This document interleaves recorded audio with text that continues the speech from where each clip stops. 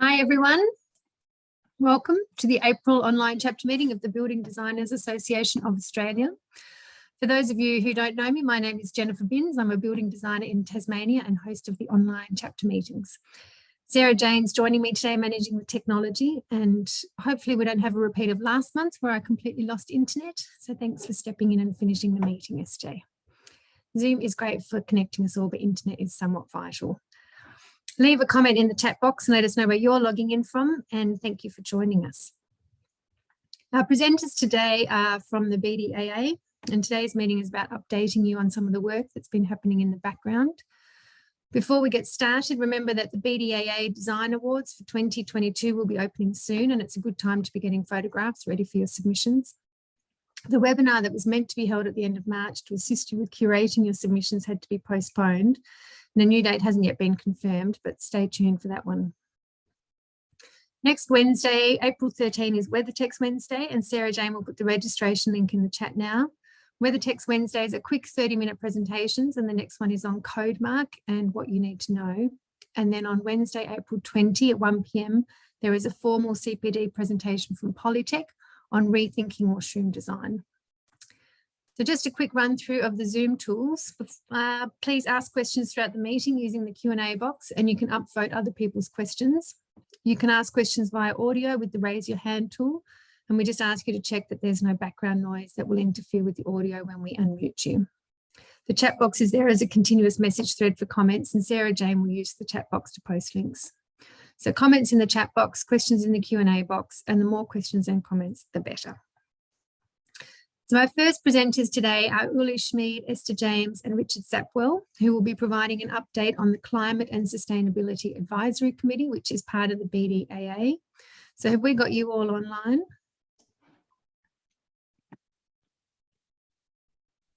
I can see Joanne. Hello, I'm here. Hi Uli, how are you? Yeah, good. Good. Richard is here. Esther, where is Esther? Esther is here. Hi, Richard. Afternoon. Hello. Hi, Esther. Hi. Hello, Esther. Hello. Hello. Are you all ready for me to hand over to you? Yeah, I will start the presentation, I would say. Lovely. All right, I'll hand over to you, Uli. I'll do a screen share. Thank you very much. I'll have, just bear with me. Yeah, right. Can everybody see my screen? Is everybody okay? All good? Wonderful. How we go here is Esther will answer some questions in the chat box. Richard will also help me answer some questions if necessary. It could be that Esther might interrupt me because I will say something wrong or something different that I shouldn't say, so she probably will interrupt me. I would like to introduce the Climate Sustainability Advisory Committee. We have a problem. We have a problem with the Climate Sustainability Advisory Committee. The problem is the name. Sometimes we are referred to the Climate Change Group, the CSAC, or the Climate Change Organization, whatever. If somebody has a cool name, please just put it into the chat box, and then we might change our name to a really good name. But so far we are called Climate Sustainability Advisory Committee. Okay, probably let's go with that. These are our members, and I would like to say something personal. Without those members, I would not be able to present this show. I would be hopeless, and those members really helped me to where we are at the moment and how we got there. It's really great to have them all here. For instance, Naomi Ruprecht, she's a student and just joined us recently. She is still learning, but just to be there. It's something that really helps us the group and to bring everything forward. And for instance, Richard as well. Richard is a new member, and he will help us wherever he can. Also, he joins the presentation, and probably he does not know much the inside out of our presentation, but he has lots of knowledge in his department as a trainer in Victoria, as an assessor, and so on and so on.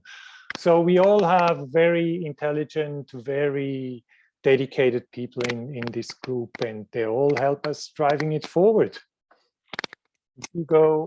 If I go to the next slide, I had some discussions with Esther, and I did not know basically where we are standing, where is our position within BDA. But if you look on the bottom left, the green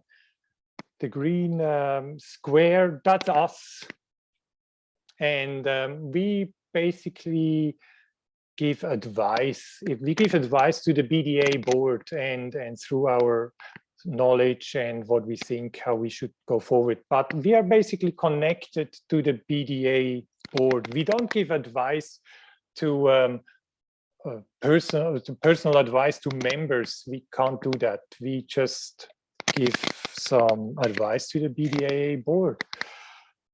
This is, if you maybe look at our mission, what we are doing, that's basically what I just said before, that we are an advisory committee, CSAC. Here you see another name, CSAC.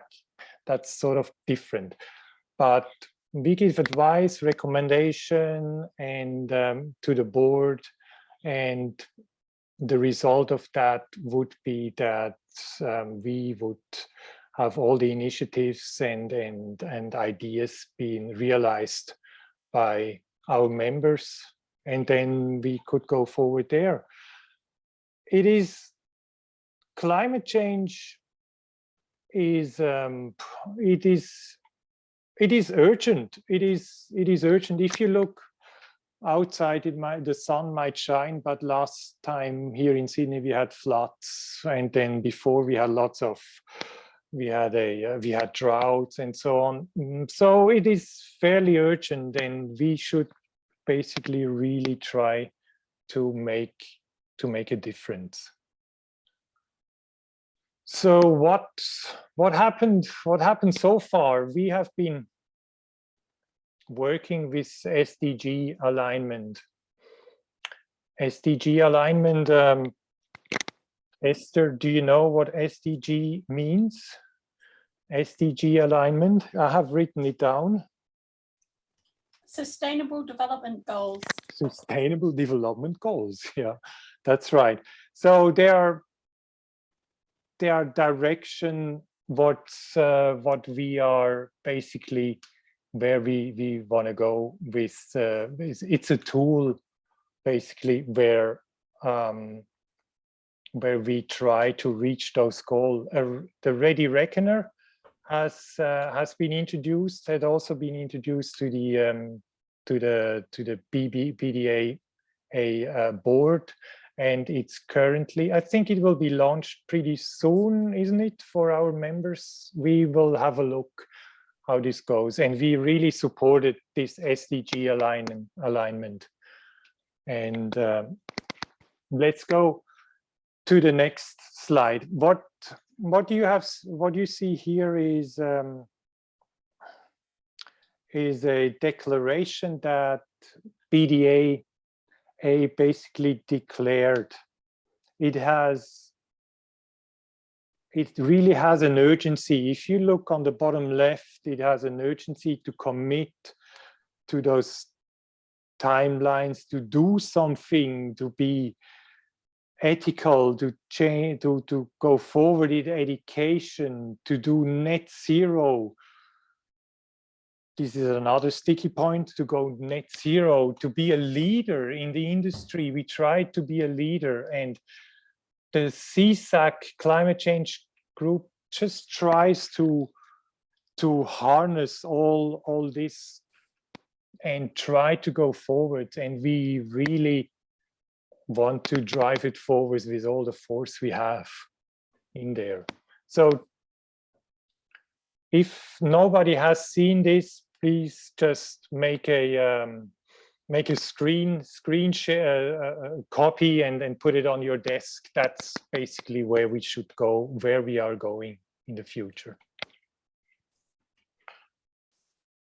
The current projects, what are we actually doing at the moment? It is we try to do. We are working on policies. We are working on 3 policies at the moment, and they're quite tricky as such. We have to do some groundworks before we get actually to the fun part. We have to give some directions. We have to define a vision. We all sorts of things we have to do first because before we really go and have some courses in education or have some other initiatives. So with the sustainability policy, that's basically our first point we try to come up with, and then if we have a solution there, we will basically put it to the board and see what they think about it. And maybe Esther, if you are ready, could you say something about the operational energy policy? Are you okay with that, or should I continue? Yeah, no, I'm happy. So a question just popped up asking, what is net zero? Oh yes, I thought so. What is net zero? So it's a multi-billion-dollar question. It's very difficult, if not impossible, to achieve true net zero, because a true net zero building would require no carbon to create and no carbon to operate. So with our policies, what we're attempting to achieve and what we're working towards, the first policy is an overarching policy which outlines all the different aspects of sustainable design. And out of those different aspects, we've selected what we think are the first 2, which we think are the most urgent and desperately required for designers to be able to support a reduction in carbon from existing buildings and future buildings and have a direct impact on the future of our planet. So operational energy, this is about energy efficiency of buildings. It's when a building is constructed, how much power does it need to consume to keep the occupants safe and healthy and comfortable. So our policy that we're working on, and we need to gather a lot of data from different designers around Australia to make recommendations. It's about educating designers on how to make the most efficient buildings. And so the goal is to get your building to as close to net zero operating energy as possible. Mm-hmm. And then as a backup, once you've got your building designed as well as you can within budget constraints and other constraints, to then be able to support it with what we're calling green energy, so solar, wind, thermal. Yeah. But what is, I mean, we said we are educating our members to increase the adoption of best practice. I'll do best practice, or what is best practice? What is this best practice? It's a bit vague, isn't it? Best practice is, yeah. So a lot of designers, especially new designers and trainees, are kind of raised to understand that National Construction Code is what we should be achieving, which is a massive misconception. National Construction Code is the lowest standard you can legally achieve. And that's what really should be taught, in my opinion. That's my personal opinion. Yeah, that's true. Richard, is it you are involved with TAFE? That's right. You are involved with TAFE as well. Is that there as well? How do I say? That's definitely the general belief. That, the general belief, yeah, thank you. Yeah. That you achieve compliance. Yeah. But we want to do better than compliance. Yeah. So basically what we're saying with our in our group, that we want to do better than the standard as it is at the moment, isn't it? That would be with the operational energy, or also with the embodied energy, which is another kettle of fish, isn't it? Yes. Yep. I think there's a couple of very important points also. There's the deemed to satisfy is probably not even achieving the minimum within the National Construction Code. It's anecdotally known that a deemed to satisfy will achieve about 4.5 stars. Yeah. Compared to the 6 stars that's required by other methods. Mm-hmm. Yeah, that's right. My favourite topic. Basics. Yeah. Your favorite topic is basics. We had a long discussions and yeah, we try to come up with something that really is beneficial for BDAA members, but we will come to that. So did we actually explain embodied energy, the policy in embodied energy? Probably everybody. But basically, embodied energy isn't looking at how much power the building uses once it's finished construction. It looks at the materials and the method of construction and assesses how much carbon is produced in the manufacture, in the mining, the processing, the manufacturing, the post-processing, and the transport and installation of every individual material, fixture, and everything that goes into that building. So it's a vast amount of work that lots of scientists around the world have spent many years building up databases of this information and calculators and so on. Yeah. Okay. Yeah, that's right. It's another can of worms. Okay, let's go further. That's right.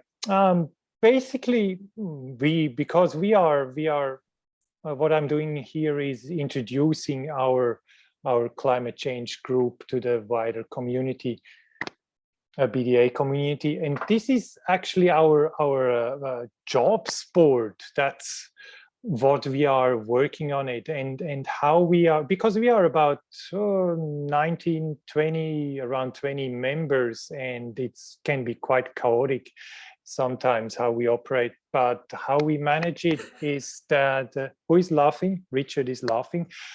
How we manage it is that we have people allocated to one of those jobs that at the moment that would be net zero operational energy or net zero embodied energy. There will be tasks that members can be attached to it. It's basically a whiteboard with lots of little notes, and you take them and you do your task there, and you come back, and when you finish with the task you put it back, and then when that whole task is finished, it comes back into the main operational center, and from there we try to make it happening and send it off to the board. So what we actually looking for is people who can help us driving it forward. I mean, there is always room for volunteers. We're looking for IT, tech support, proofreading. That would be something I need. Writing content on the internet or on the community board, project planning, and so forth. And then probably also some fun things that in education, we can do some recommendation as well, and so on. It's quite a vast and open working relationship. It's quite big. So anybody, that's how, let's go to the last slide. That's how you could join us if you really want to. It's what I'm looking here on the top. We are basically operating as a think tank and apparatus to hatch ideas, and then we put them out under controlled conditions. That's basically my job. I'll try to make a controlled condition and try to help everybody to bring it forward. So if you want to participate, you can send me an email. My email is there on the bottom. And also we are basically open for questions from the members and so on. And we try to answer them, so you get maybe more insight in what we are doing.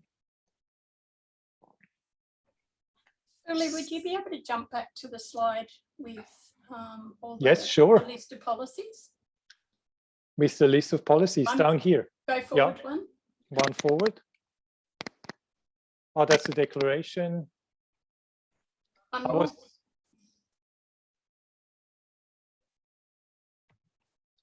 You mean the list of policy will be this? Next one. Down. Yeah, that's it. Ah, okay. So what Uli is showing here is basically our back-end structure. We use, because we are from different time zones and different industries even, and we use an online platform, and all of our meetings are held online. And platforms, we're currently using Teams. It's really, really handy for collaborating on every level. But what we're basically working on is a suite of projects that the association will be able to release to membership that will provide education and access to tools and information on the impact of these different aspects of sustainability on their designs, how to achieve them. We'd like to be working in the future, we'd like to be working with some of the manufacturers to improve access to different stuff and so on. So yeah, that's true. That's additional. So if everybody has if somebody has some questions, please come forward. Do we have some questions in the chat box? No. If John has just highlighted the fact that having a good energy assessor or a good thermal performance assessor can be a real asset to any project. Yeah, that is true. Yes, that's very well said. Yeah. Before I forgot, we also put a survey on to the presidential report from last time, where we ask our members some questions, how they feel in regards to climate change and what they want to do, and basically find out where our members are.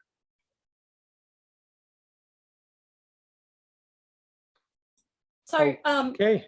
Sorry, I think Jennifer or Sarah have just put the link to the survey yes. in the chat box. We would really appreciate it if anyone who hasn't already completed this survey will be able to take 2 minutes and click on that link and complete that survey for us. The information that we get from this survey is going to help us focus our energy and resources into where the Design Association members, that's you guys, need the most education or support. And that's what we're here for. So if you can, click on that link and Yeah. give us some answers. The link is not working. Let me check it. The link is not working. It's working for me. Yeah, it's working for me also. The link is working. Yeah. Okay. For really hardcore technical questions, please join our meetings and we can answer them there quite accurate. And yeah, that's something we really like to do. So we really wanted to do.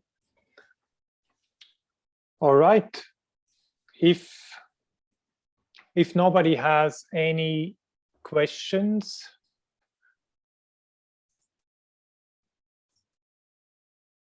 okay, I'll have a question here in the question and answer box. If requirements are not law, what chances is there that clients will adopt the needed changes, even if designers advocate for them? Yes. I'll take this one, Uli. You take this one. Okay. Yeah. Everybody's laughing. One of the biggest killers of sustainability on the planet is economy. Economic growth, perpetual growth. Nobody wants to spend more upfront to spend less in the long run. So part of our role as a building designer is a salesperson to a degree. If we want a client to choose the design and construct the design that we've designed with our recommended cladding and our recommended style and so on, we have to sell it to them. What we would like to do as a committee is teach our designers how better to sell or upsell things that they think, or things that they will know will be for the benefit of the client. So it's always very difficult to balance budget and common sense. Mm-hmm. All right. Jennifer? Thank you. Can you all hear me okay? Yes. Thank you very much. So I just think the work you guys are doing is wonderful. And I think I would encourage anybody that wants to get involved, please get involved. I think the more voices in the discussion, the better, and the more brains put together, the better. So thank you for the work that you're all doing. Thanks very much. Okay, I will stop screen sharing. That's okay. Sure. I don't think there's any more questions. So we could basically go on and on. It's a very big subject.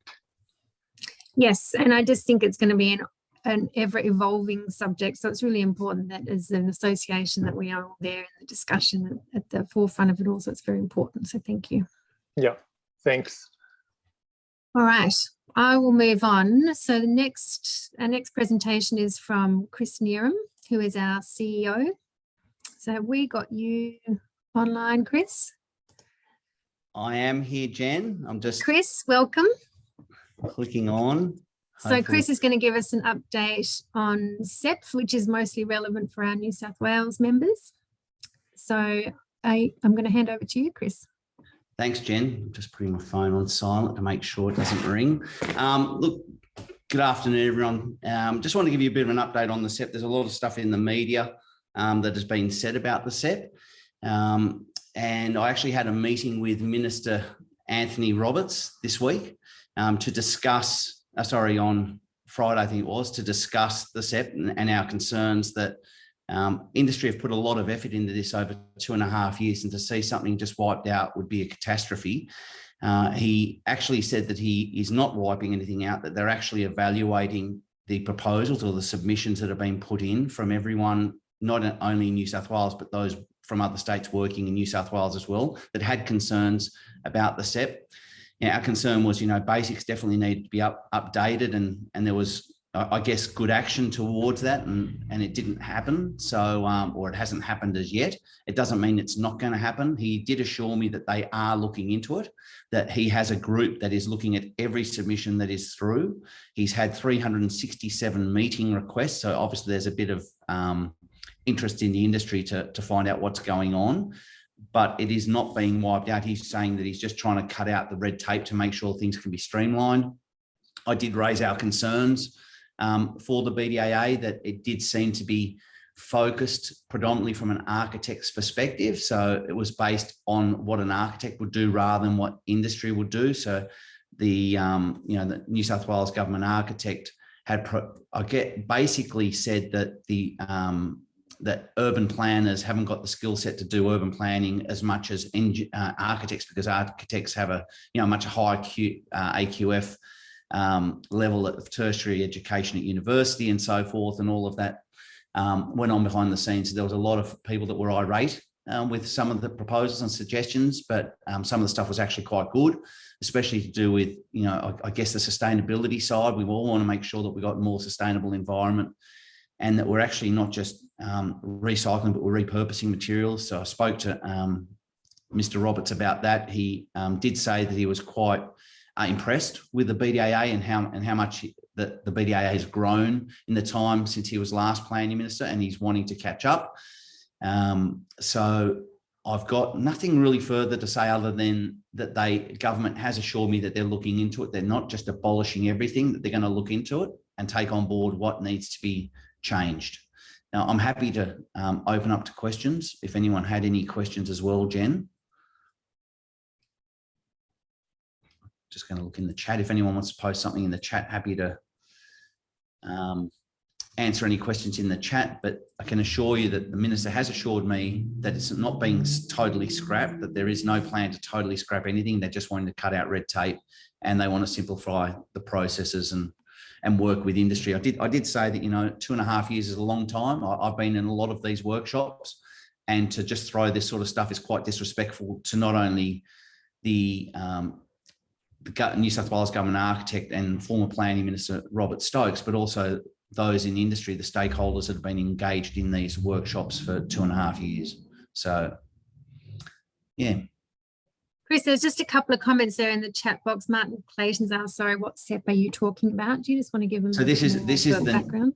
This is the New South Wales SEP. So this is specifically for New South Wales. So we've got SEP in New South Wales, got SEP 65 as well, which is basically the one SEP where architects are the only people permitted to do the designs on residential apartments. It's the only SEP in New South Wales, or sorry, the only SEP in Australia, where that's permitted. Michael Sandell has just put something, put the legislation in there in the chat group if anyone wanted to have a look. Prakash says, exactly, are they trying to cancel SEP? No, as I said, it does. From what my conversations with Mr. Roberts was, they're not trying to cancel it, they're just trying to refine it, go through all of the submissions and see what the good points and bad points were and see what they can amend.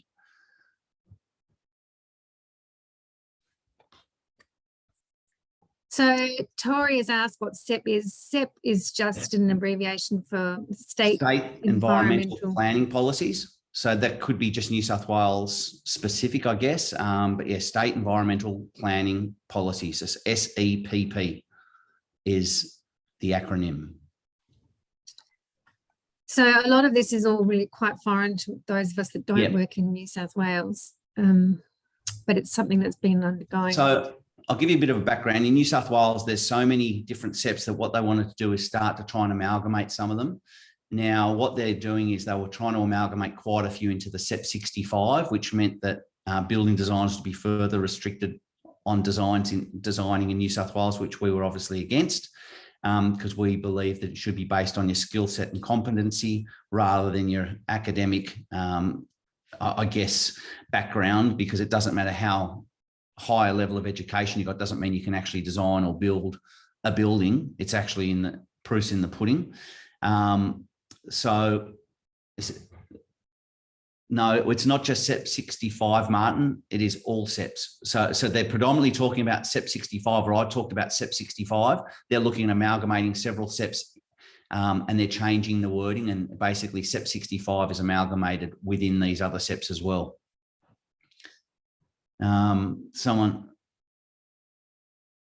Just reading some of the questions. If we have an architect to sign on SEP 65, but our office has a medium level design practice, can we still do the CC stage on level 6?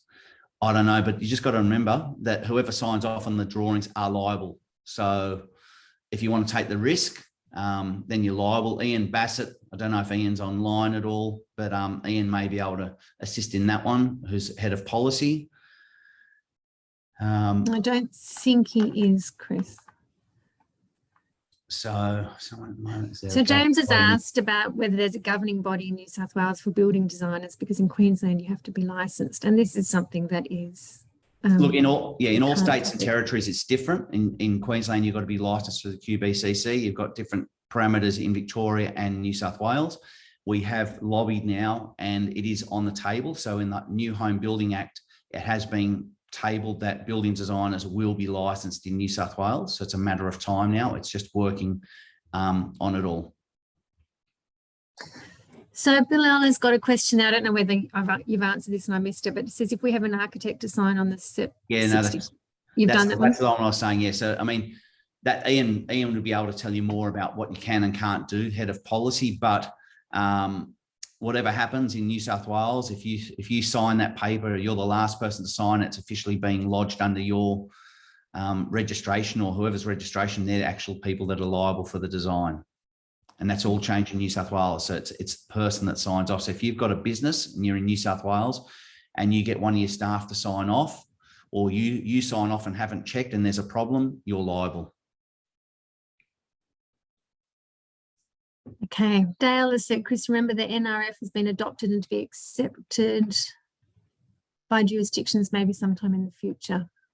Yeah, so look, that was something that I did table with Minister Roberts. I did say that, you know, the BDAA does believe that the New South Wales government should be adopting the NRF, which is National Regulatory Framework, which is a framework the ABCB's put together and basically had put parameters around what should be done and what their recommendations are for the states to adopt. Unfortunately, many states can alter and change things to suit themselves. I know that when I had my meetings with the ACT government, they said they're such a small government, for any change for them is a lot of time and money. So therefore they weren't prepared to make any changes. So regardless of the new SEPs or whatever the ABCB had put forward for the recommendation for the NRF, that they wouldn't be making any changes because it was just too hard.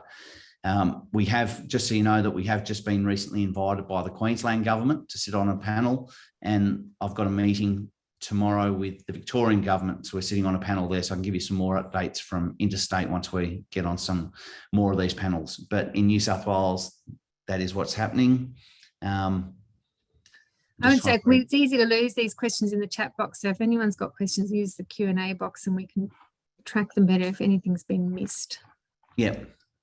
Just trying to see.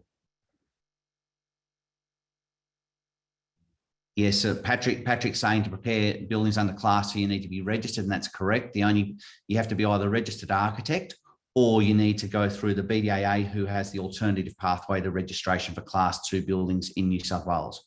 So we're the only other alternative pathway other than a registered architect.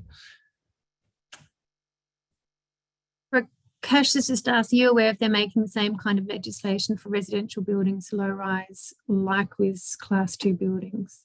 So Prakash, I'm working in the group, and what with the New South Wales Building Commissioner and the New South Wales government, and what they've been saying is that they didn't want to roll this out to all building classes because of the fact that they needed to create a base model to work off and iron out any issues that they have. So they basically picked class 2 because of the issues that they had with the Opal and Mascot Towers. And they know that, you know, if they look at one project as well, when they go out, the commissioner has to go and look at a project. It's very easy for him to look at 100 units than to see 100 homes. So for them, it was the urgency plus the ability to get more done in a short amount of time. They did say that they would be looking at rolling it out to any other class that has a bed in it.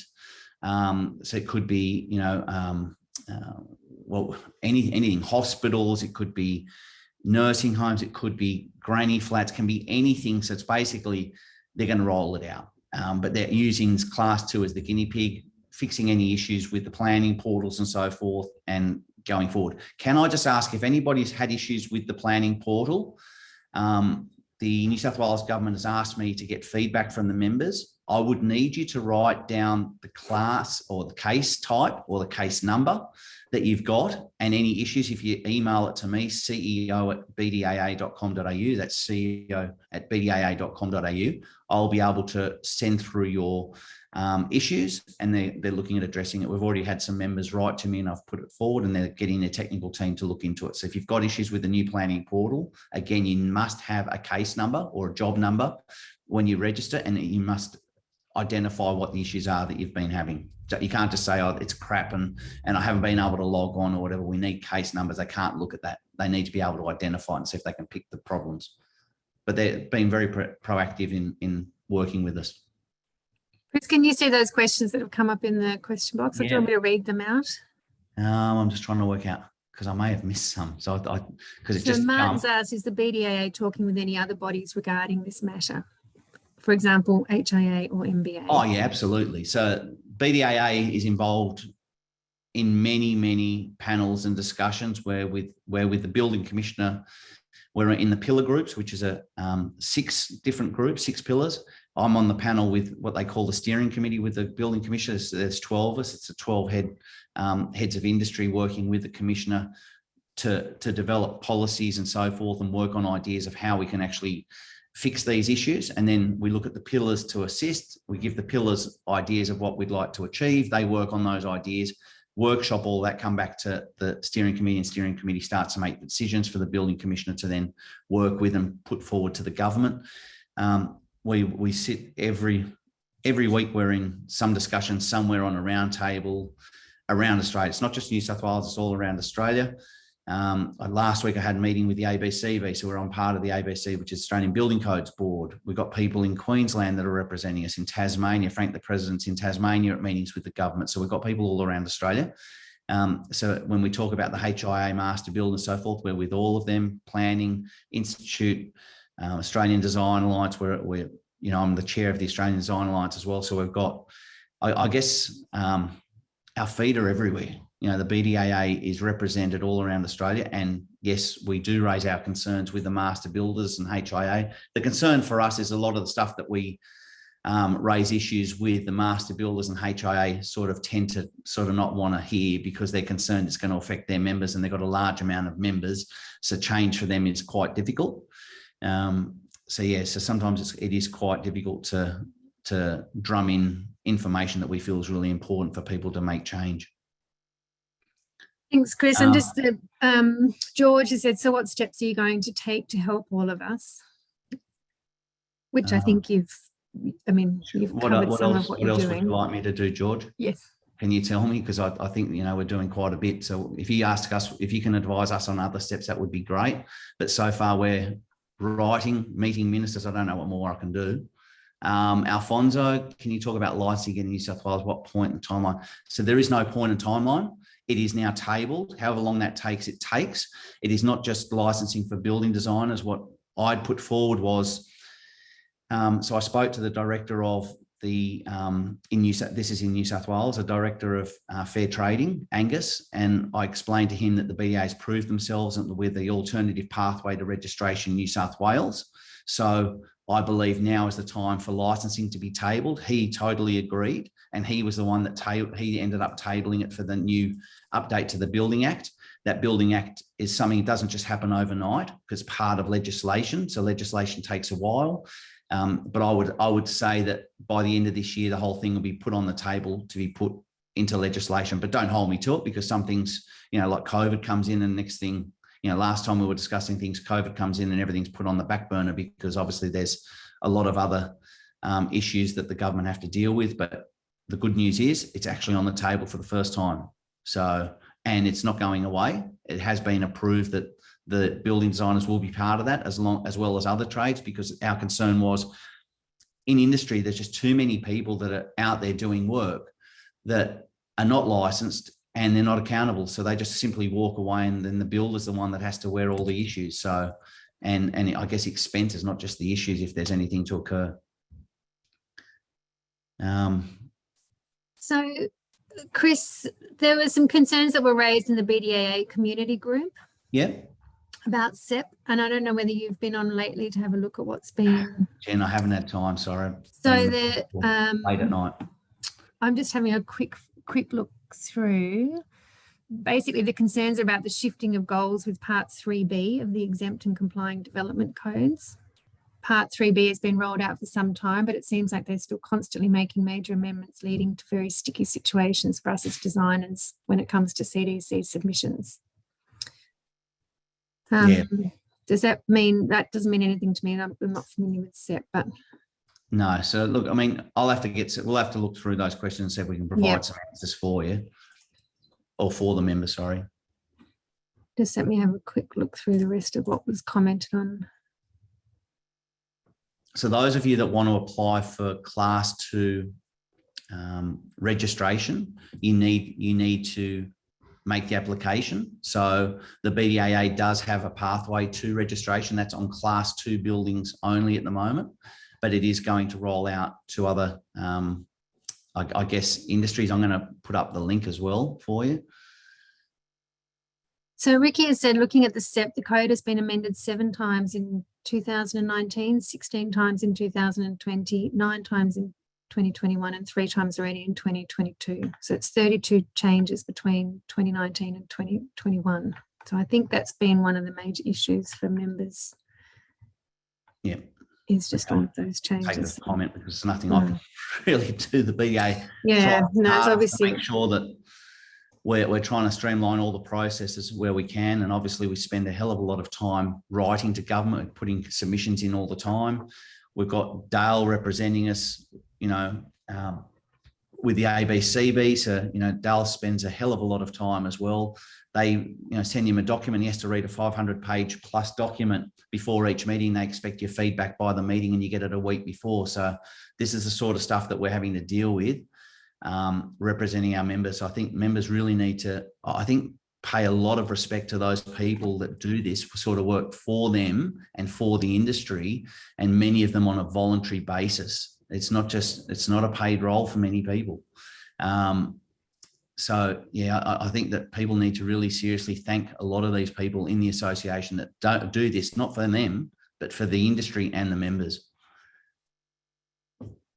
Listen, Adam, you've got your hand up to ask a question. Are you wanting me to unmute you? I'm just not sure whether I've got that ability or whether that needs to be something that SJ does. Here we go, Adam. Can you unmute yourself, Adam?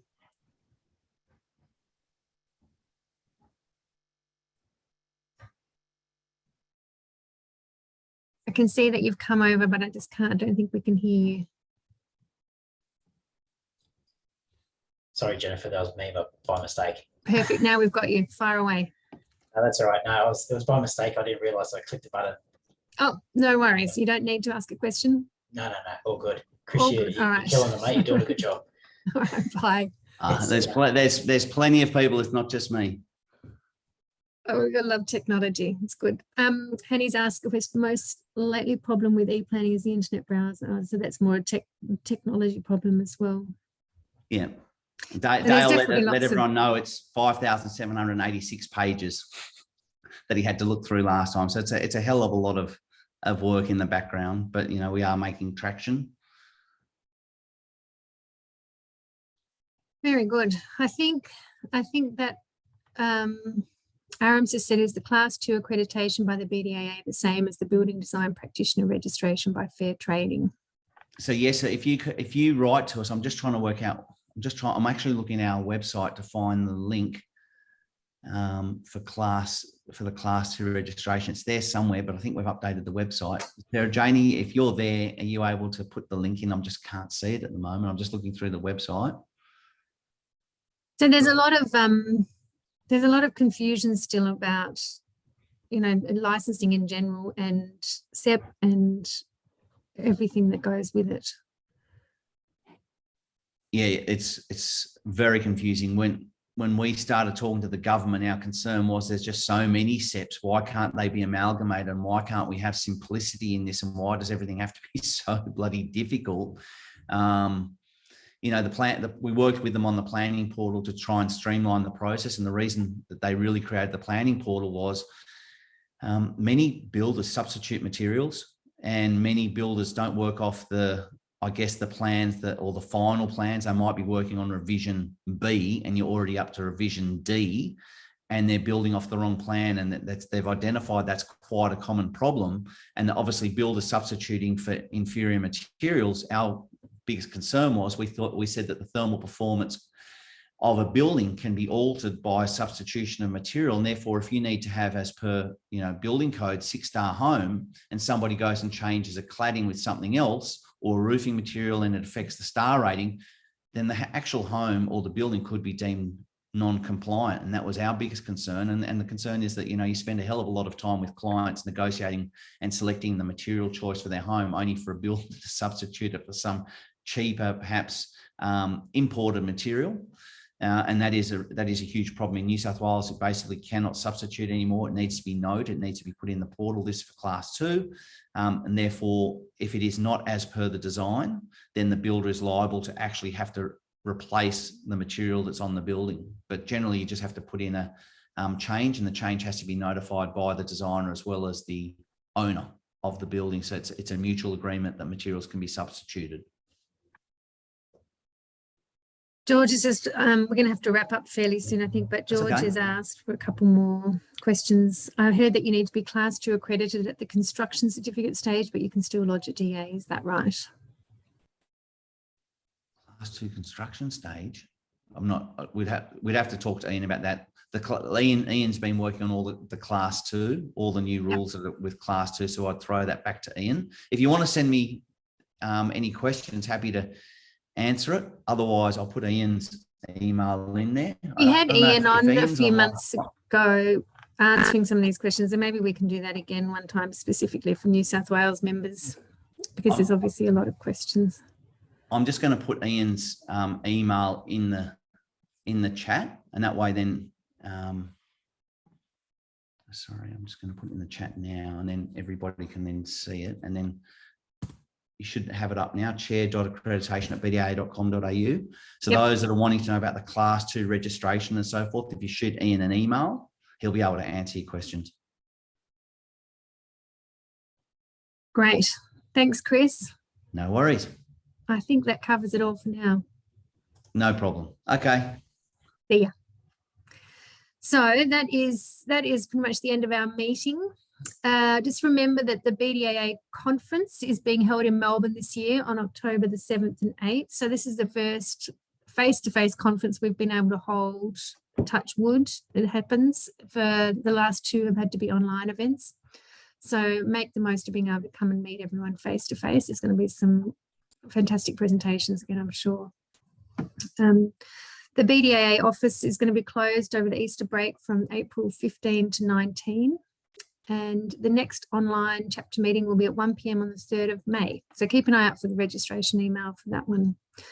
So the QR code, hopefully we've got a QR code, SJ, will be put up on the screen. No, we don't, Jen. If each of the BDAA members could actually manually enter this particular event into the BDAA app. Yep.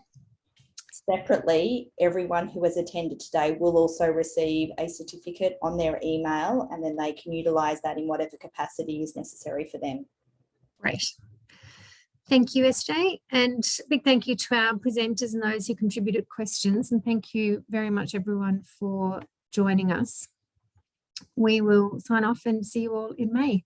All right. Bye for now.